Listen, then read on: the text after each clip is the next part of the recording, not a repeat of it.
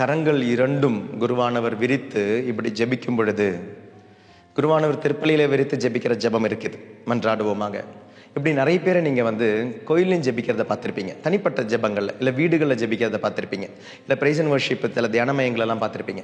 சிலவங்க ஏதாவது திருத்தலங்களுக்கு போகும்போது இப்படி ஜெபிக்கிறத பார்த்துருப்பீங்க. எல்லா வேதனையோட சில டைம் முட்டிக்கால் போட்டு இப்படி கண்ணை உயர்த்தி தலையும் உயர்த்தி கையை இப்படி உயர்த்தி ஜெபிக்கும் பொழுது இந்த பொசிஷனுக்கு இப்போ இந்த திருத்துலியன் சொல்லுவார், இப்படி ஒரு மகன் ஜெபிக்கிறத பார்க்கும் பொழுது, இப்படி ஒரு மகள் ஜெபிக்கிறத பார்க்கும் பொழுது விண்ணக தந்தைக்கு யார் நினைவுக்கு வருகிறார் என்றால், தனது மகன் சிலுவையில் தொங்கி கிடக்கிற அந்த ஞாபகம் தான் விண்ணக தந்தைக்கு ஞாபகம் வரும்.